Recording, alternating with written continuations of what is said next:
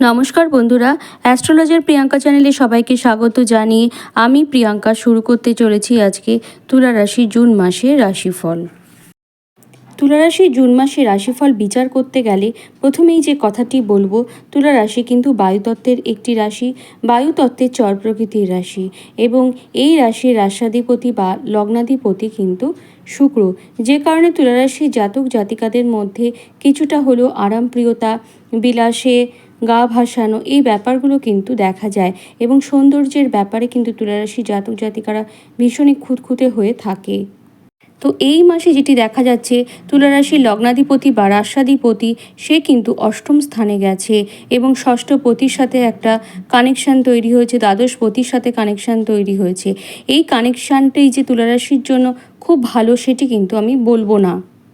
শরীর স্বাস্থ্যের ব্যাপারে কিন্তু তুলা রাশিকে ভীষণ সাবধান থাকতে হবে এই মাসে। এবং এই মুহূর্তে কিন্তু তুলারাশির ষষ্ঠভাবে রাহু অবস্থান করছে। এই জন্য কিন্তু প্রথম থেকেই অর্থাৎ এবছরের শুরু থেকেই দেখা যাচ্ছিল যে তুলারাশির শরীর স্বাস্থ্যের জায়গাটা সমস্যা ক্রিয়েট করছিল এবং এই মাসে যেহেতু রাশাধিপতি বা লগ্নাধিপতি শুক্রের অবস্থান খুব একটা ভালো নয়, এই জন্য কিন্তু আরও তাদের সাবধানতা অবলম্বন করে চলতে হবে। ষষ্ঠভাবে যেহেতু রাহু আছে, এই জন্য কিন্তু দেখা যাবে আপনাদের হজম সংক্রান্ত সমস্যা হবে। রাহু যেহেতু জলরাশিতে অবস্থান করছে, ষষ্ঠভাবে অবস্থান করছে, এই জন্য কিন্তু আপনাদেরকে প্রচুর জল খেতে হবে। কিডনি সংক্রান্ত সমস্যা এটিও আসার একটা সম্ভাবনা রয়েছে। কাজেই এই ব্যাপারে কিন্তু একটু সাবধানে থাকতে হবে। এবং তুলারাশির যারা মেয়েরা আছেন তাদের ইউটেরাসে সিস্ট ফাইব্রয়েড হওয়ার সম্ভাবনা, সেখান থেকে অপারেশনের প্রয়োজনীয়তা পড়ার একটা যে সম্ভাবনা সেটিও কিন্তু দেখা যাচ্ছে।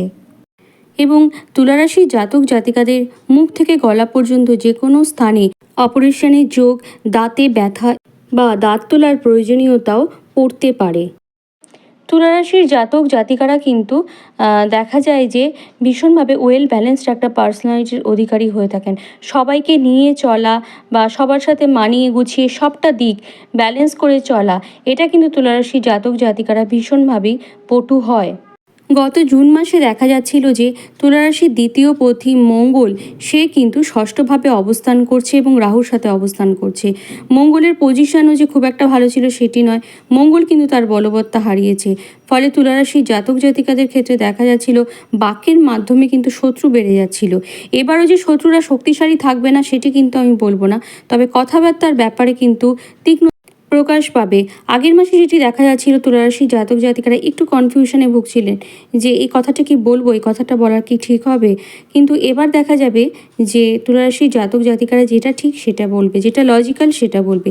এমনিতেই দ্বিতীয়ভাবে যেহেতু শনির একটা কানেকশান তৈরি হয়েছে, এই জন্য কিন্তু আপনারা অপ্রিয় সত্যি বলবেন এবং অপ্রিয় সত্যি বলার ফলে দেখা যাবে যে অনেক মানুষই, বিশেষ করে আপনাদের আত্মীয় স্বজনরা আপনাকে ঠিক অ্যাকসেপ্ট করে নিতে পারবে না। তুলারাশির যারা মহিলা আছেন তাদের ক্ষেত্রে কিন্তু শ্বশুরবাড়িতে একটু সমস্যা তৈরি হচ্ছিল গত মাসে, কিন্তু এবার দেখা যাবে যে আপনাকে কিন্তু শ্বশুরবাড়ির লোকেরা দাম দেবে। যদিও আপনাদের পেছনে একটা বাজে কথা বলা বা একটা সমালোচনা করা, নিন্দা করা সেই ব্যাপারটা থাকবে, কিন্তু তা সত্ত্বেও আপনাদের কথার যে তীক্ষ্ণতা সেটা বাড়বে, লজিক্যাল থিঙ্কিং করার যে ব্যাপারটা সেটাও বাড়বে। সে কারণে কিন্তু শ্বশুরবাড়ির লোকেরা আপনাকে দাম দেবেন। যদিও দেখা যাবে যে আপনাকে ঠিক সহ্য করতে পারবে না, কিন্তু তা সত্ত্বেও মুখের ওপর একটা বাজে কথা বলে দেওয়ার যে সাহসটা তারা এতদিন পাচ্ছিলেন, সেই জিনিসটা কিন্তু তারা এবার পাবেন না। তবে তা সত্ত্বেও আমি বলবো, যেহেতু দ্বিতীয়ভাবে শনি মঙ্গলের একটা কানেকশান তৈরি হয়েছে, এই জন্য বাক্যের ক্ষেত্রে রুক্ষতা সব জায়গায় কিন্তু আপনারা প্রয়োগ করবেন না।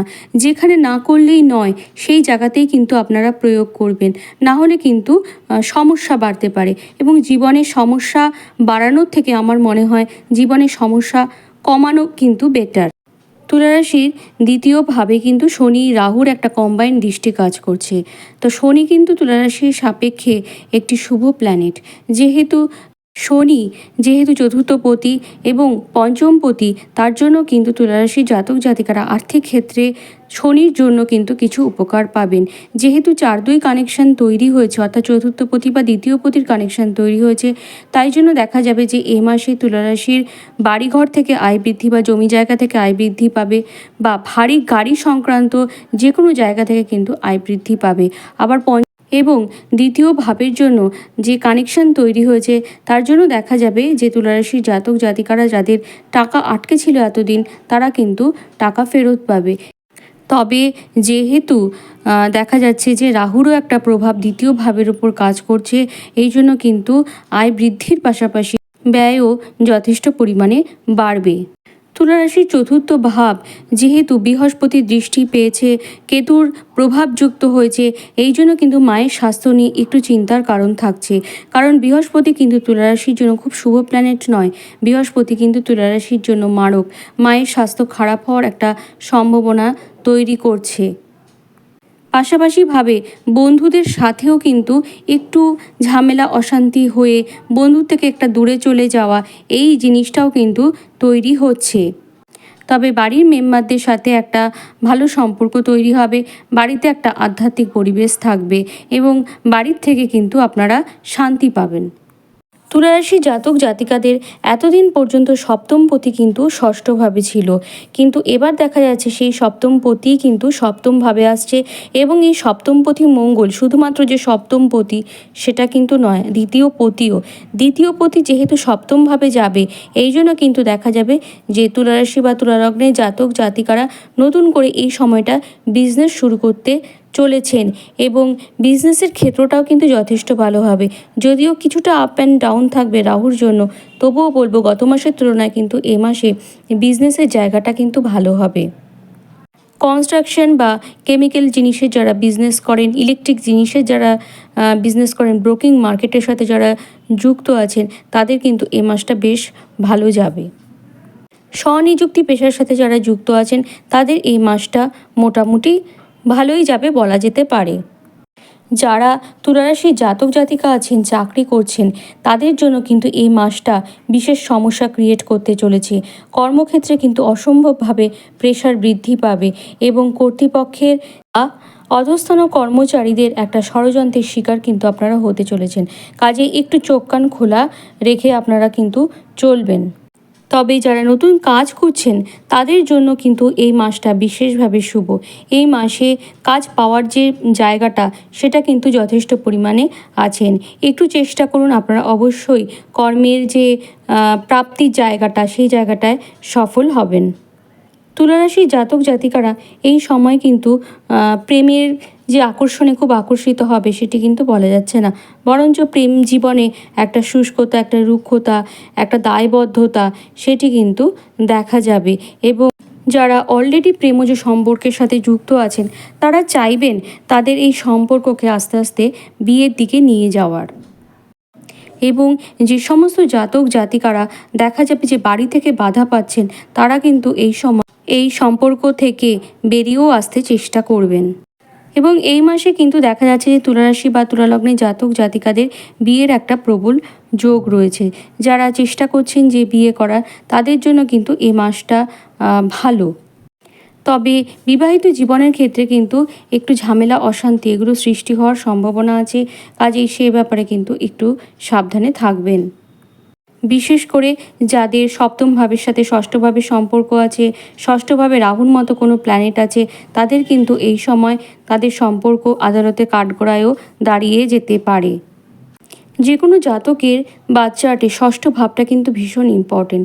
ষষ্ঠ ভাবে তুলারাশির রাহু অবস্থান করছে, এবং ষষ্ঠপতি সে কিন্তু অষ্টমস্থ হয়েছে। এই যে কানেকশান তৈরি হয়েছে, এই জন্য দেখা যাবে যে তুলারাশির জাতক জাতিকারা পরিশ্রম করবে, কিন্তু সেই পরিশ্রম কিন্তু সঠিক পথে এগোবে না। কাজেই আপনারা চেষ্টা করুন এবং সঠিকভাবে চেষ্টা করুন, সঠিক পথে চেষ্টা করুন, না হলে কিন্তু সাকসেসের জায়গাটায় একটু সমস্যা আসবে। কারণ কাজ না করলে, পরিশ্রম না করলে সাফল্য কিন্তু আসে না। এবং ভাগ্যপতিও যেহেতু অষ্টমস্ত হয়েছে, তার জন্য কিন্তু ভাগ্যের যে সাপোর্ট আপনারা ভীষণভাবে পাবেন সেটিও কিন্তু বলা যাচ্ছে না। কাজেই আপনাদের চেষ্টা কিন্তু করতে হবে, লেগে থাকুন এবং ধৈর্য ধরুন, অবশ্যই আপনারা সাকসেস পাবেন। এ মাসে প্রথমেই যেটা করতে হবে সেটি হলো প্রচেষ্টা করা এবং সঠিক পথে প্রচেষ্টা করা। তার সাথে সাথে আপনারা হনুমান চালিসা পড়বেন এবং ধ্যান জপ মন্ত্রপাঠ এগুলো কিন্তু করে যাবেন।